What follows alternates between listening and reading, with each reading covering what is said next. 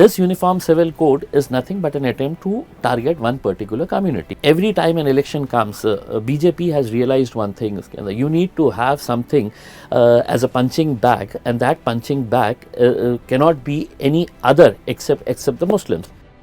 The bottom line is, this is my country. I have been given fundamental rights, much the same way as you have been given, the others have been given, and I have that right to practice my religion, my culture, my language. Every Indian enjoys that right. But again, through UCC, you want to bring a situation wherein you are forcing me to follow your culture. You are forcing me to follow your practices. You know, the hype that was created that every Muslim man in this country follows this triple talaq. We have always said, we still maintain that there are certain social issues which need to be handled at the ground level. Laws cannot change this mindset of a few people. What was the reason for holding a 5-day special session when you have not given the date when it is going to be implemented? It was just a political gimmick. Does it suit for a Prime Minister to stand on the floor of the House and say that I am an OBC? आपको इतना बड़ा OBC दिख नहीं रहा क्या? Have you ever seen any Prime Minister of this country on the floor of this House saying, from his party also, did you ever heard from Vajpayee कि मेरी जात ये है करके? This bias needs to go. People are just news spectators. People who used to write, who used to speak, are also silent for the fact कि यार कल ED आ जाएगी, income tax आ जाएगा, अपने ऊपर भी बवाल हो जाएगा. उससे बेहतर है ये खामोश बैठो. Who is going to go against the might of the most powerful Prime Minister of this country and the most powerful Home Minister of the country? Their central ministers don't have the guts to say anything. The moment Mr. Amit Shah enters the parliament, you should look at the faces of the MPs and even the top ministers. इतनी दहशत के अंदर रहते हैं. India Alliance, the problem is, everybody somewhere in their mind is कि अगर हम लोग इतने अगर आगे तो प्रधानमंत्री तो हम ही बनेंगे करके उसके अंदर. So all those प्रधानमंत्रीज are sitting there in the India Alliance. You know, every democracy thrives on a strong opposition, and if Mr. Modi wants to have a just one party rule tomorrow in 2029, then perhaps he will take a decision कि अब election करने की भी क्या ज़रूरत है. हुकुम शाह बैठा हुआ है, डिक्टेटर बैठा हुआ है, उसके अंदर there is no reason for getting the bills passed. Hello and welcome to HT's weekly talk show, The Interview, and our special segment, Elections 2024, The Big Picture, wherein we talk to lawmakers across parties on the challenges and the way forward.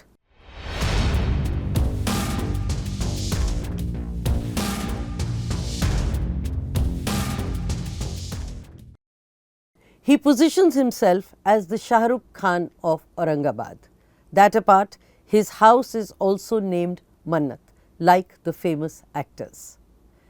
Articulate and firebrand, Imtiaz Jaleel carries the flag for his community, often instigating crowds not to take things lying down, so to speak.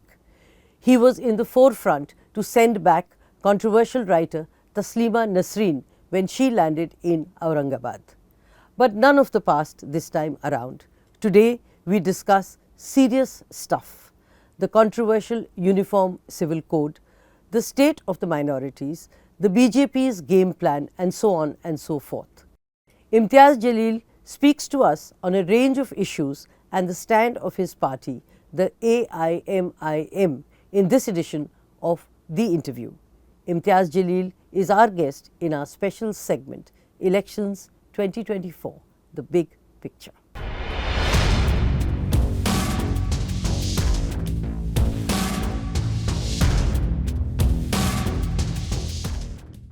Welcome to the show, Mr. Imtiaz Jaleel, and thank you for being here with us. Thank you. Nice meeting you again. Yes, again. It's been 2 years, I think, That's the right. last time you had That's interviewed right. me. Let me begin with the Uniform Civil Code and your quote where you said, "The government wants only Amar, Amar or Amar." This Uniform Civil Code is nothing but an attempt to target one particular community, and definitely I need not have to spell out which community that is.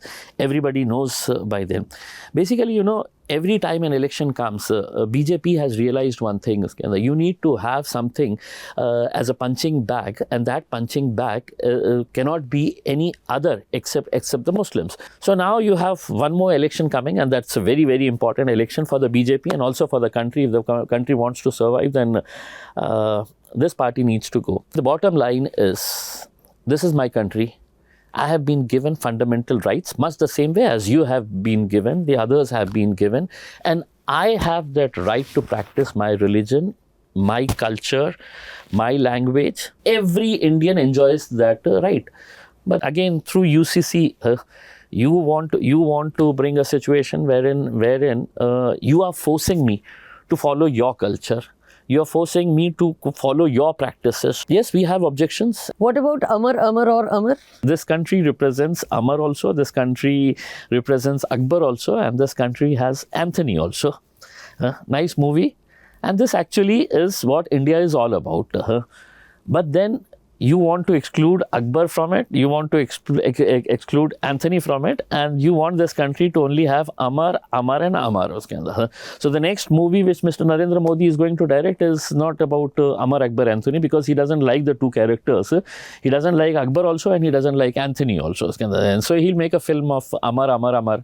And he has drafted the script which is in the form of UCC. Through UCC, your ultimate goal is nothing but to target the Muslim community. You know, the Uniform Civil Code proposes one code for all, and I underline the word uniformity or uniform. So why are you opposed to it? If I give you the example of Uttarakhand, and if you read the bill in detail, you will find they have excluded the tribals. Much the same way they have excluded the Hindu undivided family. If there is a law of inheritance for one community, then it has to be the same for other community. That is uniformity. That is the uniform bill that you should be talking about. I have my own fundamental rights. Everybody has their own fundamental rights. You can't play with it. And we are going to object to it in spite of the fact, knowing very well that you have the numbers. You can bring any damn thing in this country. But at least we'll be satisfied. When this bill was being brought, there were people who stood up and fought against it.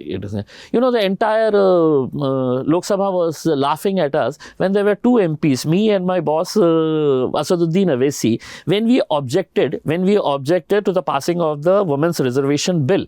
In fact, the speaker, Mr. Om Birla, said, "Aapke saath to koi hai nahi." He said, "Mere saath Allah hai." You know, while on women's bill and also the UCC, it is about gender equality. So what is your problem with gender equality? Absolutely. And why are you so anti-women? And why are you against declaring polygamy, triple talaq and iddat unlawful? What is the issue? You know, the hype that was created that every Muslim man in this country follows this triple talaq. We have always said, we still maintain that there are certain social issues which need to be handled at the ground level. Laws cannot change this mindset of a few people. General conception among the illiterate non-Muslim is that every Muslim has 4 wives. एक wife संभाली नहीं जाती है, आप मुझसे कहेंगे कि 4 बीवियां संभालो करके. Mr. Jaleel, 2 things. Let me interrupt you here. One, I don't think that is the perception. I think that is an interpretation which parties like yours, if I may say so, want to project. So the hype which you're talking about the BJP creating, I think is a hype which is created for all of you to target the BJP. That is one point. The second, when you say how many cases before and how many cases after, that is academic. Before, there probably would not be cases or would be cases of triple talaq, but that's not the issue. The issue is a reformative step has been taken. And I think that any party should appreciate. For that matter, if you say we should check on the ground what's happening before bringing any law, then nothing will move in this country. So I think somewhere the exaggeration suits parties like yours, and you seem to be bringing that exaggeration to the forefront. I have been witness to number of Maulanas delivering lectures during the Friday prayers, the sermons that they used to give. See, it is a matter of a few illiterate people who don't know anything about Islam. That doesn't mean that the entire Muslim community should be blacklisted. I don't think that was the intention at all. I have a right to speak. Sure. I have to right to object. You're jumping the gun. One, you are saying this is painting all Muslims black or all the minority. I don't think that's the case, and I don't think anywhere that's a suggestion unless you have planted that suggestion in the minds of the people. That's one part. Secondly, if a bill, whether it's UCC or triple talaq, is about gender equality, what is your problem? In the Quran itself, it is written that women should be given their due rights. Women have never been sidelined as per the Islamic Sharia law. Yes. But then, for people to look at Muslim, oh, she's wearing a burqa, she must have been forced to wear that burqa by the men of the society. That is your interpretation. Where is that come? Where is that coming from? That the men are forcing, or it is men versus women. When you bring a bill, even the women's bill, for instance, no one is saying that the men are against women. You're bringing a bill to reform and legally put a legal framework to a reformative step. What is your problem? I would rather ask a question from you and the rest of the people in this country. When that girl in Udupi in Karnataka, when she went for that examination wearing a niqab, was it such a big issue? And if one girl is going to college, to school wearing a hijab, was it such a national issue that the entire country went against that girl? We are shifting focus. My question is, what is your problem with gender equality? No, there's absolutely no problem. Why are you thrusting it on me that I have problem with gender equality? Because you're raising objections? No. Why we have raised objections? If you talk about the women's reservation bill, did you mention that the OBC women would also come in this parliament, in this bill? And by the way, what was the reason for holding a 5-day special session when you have not given the date when it is going to be implemented? It was just a political gimmick. Now, this Uttarakhand bill, let me tell you, the Uttarakhand CM has said that we have suffered losses to the tune of 1,000 crore rupees because of the floods. Wasn't this issue of rebuilding Uttarakhand important, or bringing this UCC bill give relief to the people? UCC, if you want to bring it at some later point. Now you're saying probably what you should, which is prioritize. That is very different from the way you project it and say this is against our community. But what you people or your party does, or parties like yours do, is immediately say it is anti-minority. That is my problem. My problem is not on the issues within the bill which you're taking up. And somewhere, even your speeches, Mr. Jaleel, if I may say so, are so provocative. Somewhere, it sets the tone for a them versus us atmosphere in the country. And even if that them versus us exists, I grant you, even if it exists, is it important or is it correct for a responsible lawmaker to vitiate the atmosphere further? No, you're expecting a little too much from the opposition. See, you have to lead from the front. I have objections to so many things. Does it suit for a Prime Minister to stand on the floor of the House and say that I am an OBC? No, Mr. Narendra Modi, you may be an OBC outside this temple of democracy. You may be a Hindu, I may be a Muslim, but we are outside. When we are coming here, we are representing all the people of all the communities that come in my constituency. And his constituency is India, from Kashmir to Kanyakumari is his constituency. When he says, I am an OBC, aapko itna bada OBC dikh nahi raha kya? Have you ever seen any Prime Minister of this country on the floor of this house saying, from his party also, did you ever heard from Vajpayee कि मेरी जात ये है करके? While your party is अगर always मैंने खड़े रह के अगर ये बोल दिया होता कि मैं मुसलमान हूँ, अरे बवाल हो गया होता. This bias needs to go. You need to have the courage to call a spade, and that is the most difficult thing that is happening in this country. People are just news spectators. People are silent. People who used to write, who used to speak, are also silent for the fact कि यार कल ED आ जाएगी, income tax आ जाएगा, अपने ऊपर भी बवाल हो जाएगा. उससे बेहतर है ये खामोश बैठो. While on this, there are two sweeping statements which you have made. One is that Hakumat ki niyat par shak hai, is what you said about the government. The second, you said that the government threatens the law commission. So tell me about both. Where did all this come from? And what is your evidence? During the budget speech of the Finance Minister Nirmala Sitharaman, and on page number 3, point number 6, there was a 2-line that we have solved the problem of the food in this country, as we are giving free ration to 80 crore people in this country. It actually means the government is giving free ration to any damn person and telling them we can't give you jobs to the youth. We have not doubled the income of the farmers. Farmers are still committing suicides in this country. We cannot give workforce to the labor. So what we are giving you is free ration. ये अनाज लो और अपना मुंह बंद करके रखो उसमें अंदर.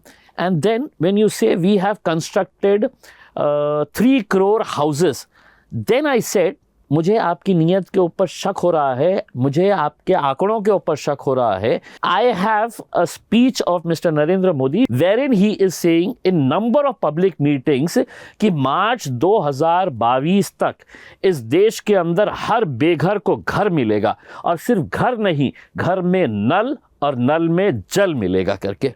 Now, if I take the example of my constituency, leave aside giving one single house to any of the 60,000 poor people who have been waiting, who have been dreaming about owning their house, not even the construction work of even a single house has started.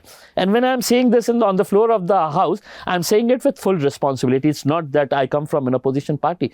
And then on one side when you say कि हमने 3 करोड़ घर बना दिए, तो फिर मेरी constituency क्या विदेश में आती है, कोई दूसरे उसमें आती है कि मेरी कॉन्स्टिट्यूएंसी के अंदर एक घर बना भी नहीं है और ये बोल रहे हैं हमने 3 करोड़ घर बना दिए है करके उसका. which is why I said that I have serious doubts. मुझे शक है आपकी बातों के ऊपर, आपकी नीयत के ऊपर शक है उसमें. And then see, everybody knows these agencies that are being used in this country. आप लॉ कमीशन के बारे में बात कर रहे हैं इसके अंदर.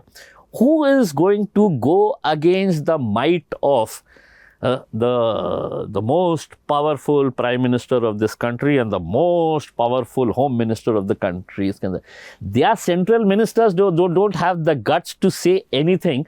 The moment Mr. Amit Shah enters the parliament, you should look at the faces of the MPs and even the top ministers. इतनी दहशत के अंदर रहते हैं. See, the party is trying to project itself कि हम सबसे ज़्यादा दूध के धुले हैं. I'll ask you a simple question. You think Mr. Narendra Modi is a very honest person? One simple question, please, Kumkum. I think so. I think he is honest, and I think he is, when you say log dehshat mein aa jate hain, I think he's also assertive. Okay. He's also perhaps a prime minister who expects results. Yeah. And he's also a prime minister who cracks the whip. Isliye wo dehshat hai. Great. So what is wrong with that? Very good. If you want the government to function in any country, you need someone who will take decisions, good and bad. No. My simple question was, Mr. Narendra Modi is an honest person. Now, let me give you an example. There's this Ajit Pawar in Maharashtra. There is the speech of Mr. Narendra Modi wherein he's saying कि Maharashtra में Ajit Pawar का सिंचन घोटाला, that is his tone, सिंचन घोटाला, bank घोटाला, खनन घोटाला, 70,000 करोड़ का घोटाला. That is exactly verbatim. This was the statement of Mr. Narendra Modi in one of the public meetings in Maharashtra. And just 5 days later, after he delivered the speech, Mr. Ajit Pawar was inducted into his government as the Deputy Chief Minister. Mr. Jaleel, you seem to be mixing up personal integrity. When you talk of honesty, it's personal integrity with politics. There are two different things. So while the washing machine syndrome is very applicable in BJP, and we all know that. That does not mean that anyone, whether it's a Prime Minister or anyone, his personal integrity is at stake. So when you ask, is the Prime Minister honest? We are talking or replying or responding to personal integrity. When you talk of politics, there are compulsions, and of course the BJP has stumbled many, many times and will continue to do so. I know the washing machine syndrome that you talked about, Iskandar, but BJP as a party is different. Mr. Narendra Modi is a different Iskandar. He's part of the party, he's part of the government. No, but at least he is projected in a way that he is the most honest person. So I, as an Indian citizen, has the right to ask a question, Mr. Modi. It was you who said in that public meeting, and then 5 days later you take him, Iskandar. So I have that reason, and I'm not going to be silent. The question I was asking, and I'm still asking, is why are you pitching and making it a them versus us atmosphere? That's the point. Any responsible party should, even if it exists, and on the ground, I take your point, maybe it exists, then to instigate a particular community which already is battered according to you, then you should be putting balm on their wounds rather than saying आपको सब लोग मार रहे हैं और आप लाठी लेकर निकल जाइए. That's the point I'm making. General perception that has been created, AIMIM is a hot selling cake, you can say. Anything that we say, anything, obviously, my party leader, Mr. Asaduddin Owaisi, says, become a much bigger headline. So mean that every time you ask us question and we say, no, we can't say anything because we don't want to create an impression, them versus us, so we'll be silent. We'll keep on fighting. There is a middle path always. No, we don't want that middle path. Whatever is right, we are going to say that yes, it is right. Whatever is wrong, we are going to openly say no. This is not right for the country. So extreme views. You can give it any name that you want to give, but we are not going to be silent, and we are not going to look at middle path and बीच का रास्ता क्या निकल सकता है. गलत है तो गलत है, सही है तो सही है इसमें. While on elections, let us look at the big picture. Politically and nationally, what does 2024 look like?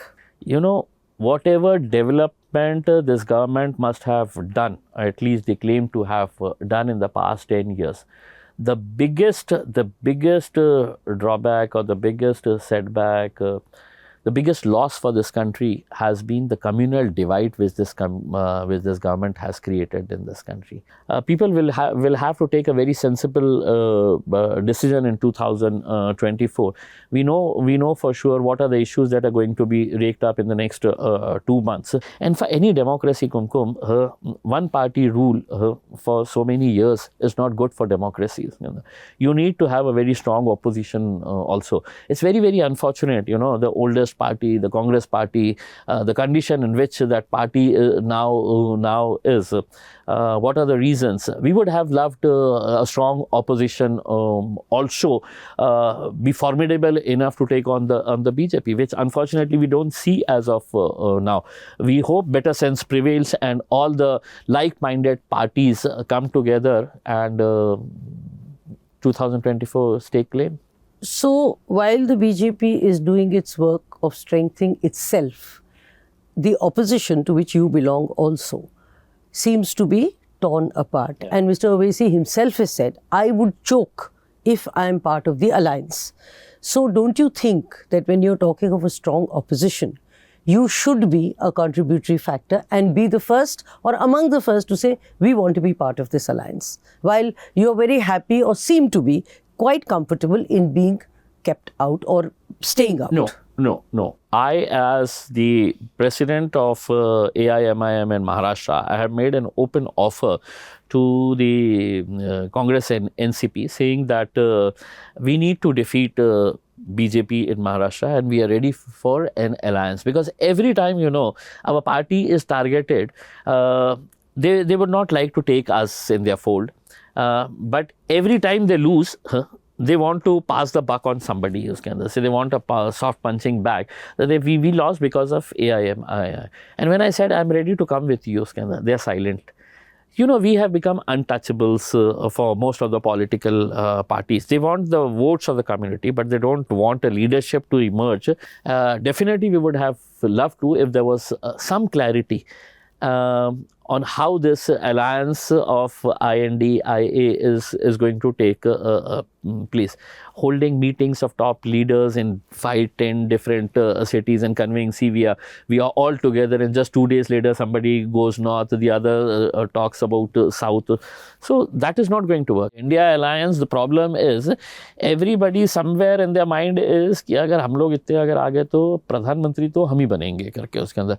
So all those प्रधानमंत्रीज are sitting there in the India alliance. But with Mr. Owaisi making a blanket statement that I would choke, clearly gives the indication that you are not interested. He made the statement very late, when in fact everything was finalized and they had made it very clear. There were media persons who had asked openly to all the top INDIA leaders that are you going to take AIMIM, and there was a silence from their side. There was nobody responded. Mr. Owaisi is very clear about it.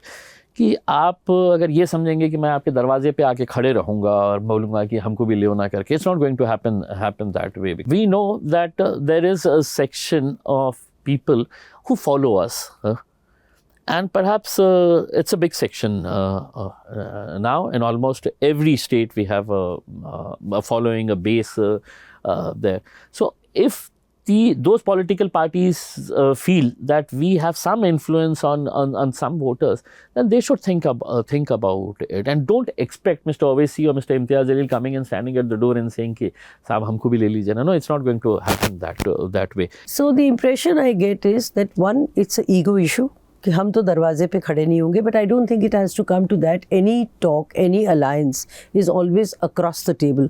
कोई भी किसी के दरवाजे पे नहीं खड़ा होता है. So but as I said, if you make those statements of no entry, then somewhere it is a stumbling block. First of all, let me make this very clear. It's not a question about ego. And as you rightly said, when alliance talks take place, it has to be across the table. At least the leadership of all the INDA alliance should have discussed it with my party leader, Mr. Owaisi, across the table. What is in his mind, whether he is interested, whether he wants to join the alliance, and if they were convinced, then the future talks and the further talks could have taken place with me. But then you organize all the meetings, you keep silent whenever you are asked about AIMIM being part of India alliance. It is obvious, it's a very clear message, though no, we don't want. So what are you expecting? Okay, so let's come back to the BJP and 2024. What is it that the BJP is doing right? For me, a blunt answer is nothing, except creating more communal divide in this country, except patting its back for what they call has been a huge development in the past 10 years. The reality is far different from what they are claiming. Would you agree or disagree that in 2024, the issue for the BJP is not about a win, but the number of seats, 300 या 400 के पार? देखिए, सपने देखना तो किसी को भी ये है, उसके ऊपर सपनों के ऊपर कोई रोक नहीं लगाई गई है. At least till now they haven't brought a bill कि आप ख्वाब भी नहीं देख सकते हैं, सपना भी नहीं देख सकते हैं. सब मोदी जी ने आके उस दिन कह दिया है कि 400. But I at the ground level feel that no, it's too ambitious statement that he has made. Just the same way during the West Bengal elections they said कि हम इतने सीटें लेके आएंगे, हमारी हुकूमत बनाएंगे करके, हमारी सरकार बनेगी करके. When the Telangana elections came, they went to Hyderabad and they said कि अब हम जीत के आ रहे हैं करके उसमें. तो people were laughing. And much the same way when he said कि हम 400 लेके आएंगे उसके अंदर, तो हमको भी हंसी आ रही थी. हम बोले लेकिन अब अगर आप ख्वाब देख ही रहे हैं तो देखिए, आप जब आँख खुलेंगी तो समझ में आ जाएगा कि कहाँ पे है. So 400 you are saying no, 300 के पार? See, as of now, BJP is in a very comfortable position. There's no denying this fact, because not because of the achievements, what they claim, and because of the good work that they have done. It's only and only because the opposition parties are in disarray. They are totally not geared up yet to take on a heavyweight like the BJP, and that's a reality. But then till the last day of the elections, you don't know what will happen. There's still some time left for the elections to come. So all the political parties will have to bear in mind that for the sake of this country, if we really want to have a united front against the BJP, then somebody will have to do some sacrifice. And at this stage, every political party should bear this in mind. I will have to move two steps backwards if need be for the sake of this country. Finally, what is your take on Rahul Gandhi's Yatra? Oh my God. Because he seems to be getting a good response, particularly in many of the areas which have a huge minority population. See, I don't know who are his political advisors.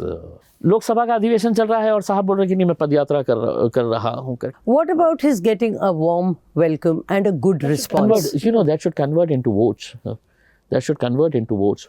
You must have heard about Raj Thakre in Maharashtra. Uske andar. All his public meetings, you will find thousands and thousands of people. Uske andar. Huge response for his political rallies. They come to listen to him. Uske andar. But during elections, he doesn't win a single MLA seat. He doesn't win a single MP seat. So that doesn't mean that if somebody is following you, it's going to get converted into votes. If it gets converted into vote, then definitely we would like that to happen, because we also want the Congress shouldn't die in this country. The Congress should live in this country. It's an old party, but because of its own mistakes, because of its own ego issues of its senior leaders not allowing the younger generation to take over, this is exactly the reason why they are in such a soup now, in such a bad state.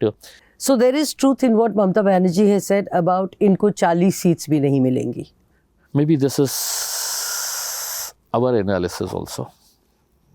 हमारा भी यही सोचना है. So Congress party is in really bad shape, and I totally endorse what, or perhaps Mamata Banerjee must have heard from my boss saying Congress की हालत अभी तो ऐसी है कि 40 सीटें लाना भी मुश्किल लग रहा है. Or the Prime Minister saying that in 2024, post-elections, the opposition will be reduced to the visitors' gallery. No, if Mr. Narendra Modi has that dream, then it's not good for the democracy. Every democracy thrives on a strong opposition, and if Mr. Modi wants to have a just one party rule tomorrow in 2029, then perhaps he will take a decision कि अब election करने की भी क्या ज़रूरत है. हुकुम शाह बैठा हुआ है, dictator बैठा हुआ है, उसके अंदर there's no reason for getting the bills passed, discussed, debated. If tomorrow he says कि नहीं अब opposition आएगा तो visitors gallery के अंदर, then tomorrow then there will be no need of contesting elections also, holding elections also. You are articulating what Mr. Mallikarjun Kharge said in Parliament actually about the forthcoming elections. I couldn't get to hear what Mr. Mallikarjun He said it will be like Putin's Russia, और जहाँ 400 पार तो करेंगे पर उसके बाद कभी election होगा नहीं. Exactly. And this will be the biggest disaster for this country. Tomorrow हुकुमशाही रहेगी पूरी, सरदार बैठे रहेंगे अपने आलीशान उसमें, और वहाँ से बोल देंगे कि आज कानून ये पास हो गया है करके, उसमें अगर ऑपोजिशन रहेगा ही नहीं तो उसके अंदर then will be done with democracy. उसके अंदर लोकशाही है वो जो है ना, इतिहास के पन्नों में आ जाएगा कि हिंदुस्तान के अंदर कभी है तो लोकशाही हुआ करती थी, अब सरकार की हुकुमशाही है, घर में बैठ के है तो कानून पास किए जाते हैं. And now a parting shot.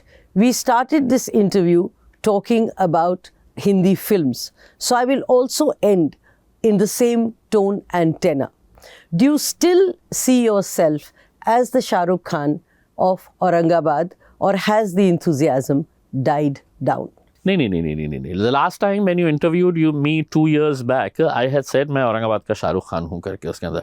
Now मैं अब महाराष्ट्र का शाहरुख खान हूँ उसके अंदर. So my reach has widened, my followers have widened. When I won the election, समझता क्या है अपने आप को, बोला मैं भी शाहरुख खान हूँ करके उसके अंदर. It was in a lighter vein उसके अंदर. But then when I constructed a house, मैंने बोला कि चलो अब शाहरुख खान है ही तो मन्नत का नाम भी रख लेते करके. So I have named my house as Mannat. That following, Touchwood, has not gone gone down. I'm very happy because of the work that I have done in the past 10 years as a people's representative, first 5 years as an MLA and now 5 years as an MP. I'm very, very sure that the people of my constituency are very satisfied, are very happy, and which is going to be reflected in the 2024 elections. So by the time I interview you next, you would have graduated from Shah Rukh Khan to either Dilip Kumar or Amitabh Bachchan. नहीं आप मुझे retire करने के चक्कर में चल रही है उसके अंदर. I still want to continue. Mr. Imtiaz Jaleel, thank you very much. Thank you for being here with us, and thank you for taking all the questions, even the provocative ones. Thanks, Kankum. Really enjoyed. Thank you.